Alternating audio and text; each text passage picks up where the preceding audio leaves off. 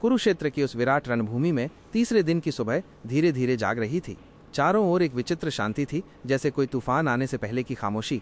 आकाश में लालिमा फैल रही थी, रथों की ध्वनियां तेज हो रही थी, पर अर्जुन के भीतर एक और ही युद्ध चल रहा था। ये युद्ध तलवारों का नहीं था, ये था आत्मा का संघर्ष।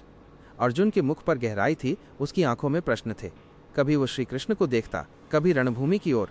वो सोचता, क्या सच्चा त्याग युद्ध से भागना है, या फिर युद्ध में उतरकर भी मोह से ऊपर उठना। श्री कृष्ण मुस्कुराए। वे अर्जुन के अंतर्मन को स्पष्ट पढ़ पा रहे थे। वे केवल उसके रथ के सारथी नहीं थे, अब वे उसकी आत्मा के मार्गदर्शक बन चुके थे। अर्जुन ने पूछा, हे माधव, कभी आप कहते हैं कि सब त्याग दो, कर्म से दूर हो जाओ, यही मुक्ति है। फिर कहते हैं कि कर्म करते रहो, फल की चिंता मत करो। अब आप ही बताइए, क्या त्याग श्रेष्ठ है या कर्म? श्री कृष्ण बोले, हे पार्थ, कर्म संन्यास और कर्मयोग दोनों ही मार्ग मुक्ति के हैं, परंतु कर्मयोग श्रेष्ठ है क्योंकि ये जीवन में रहते हुए मोह से मुक्ति सिखाता है। त्याग वस्त्र बदलने से नहीं होता। सच्चा सन्यासी वही है जो कर्म करता है पर उसमें लिप्त नहीं होता, जो संसार में रहते हुए भी संसार से ऊपर होता है।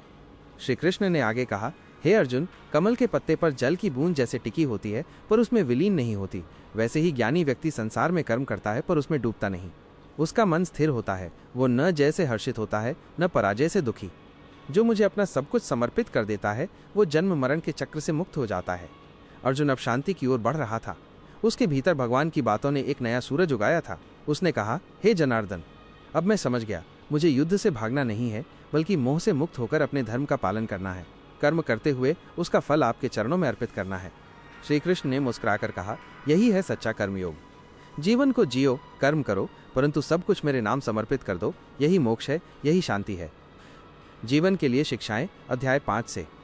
त्याग वस्त्रों का नहीं, मोह का होना चाहिए। संसार में रहते हुए भी कोई मुक्त हो सकता है यदि वो कर्म करता हुआ भी उसमें नहीं डूबे। फल की चिंता नहीं, समर्पण का भाव रखें। कर्म करो पर उसका फल भगवान को अर्पित करो, यही सच्चा योग है। 3. समत्व को अपनाओ। सुख दुख, जय पराजय, मान अपमान, इन सब में संभाव रखो, यही आंतरिक शक्ति है। 4.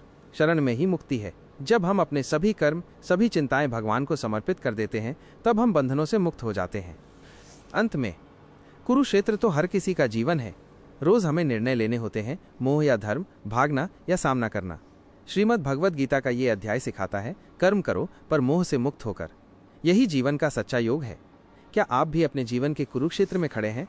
तो श्री कृष्ण की इन शिक्षाओं को याद रखिए और निर्भय होकर अपना धर्म निभाइए।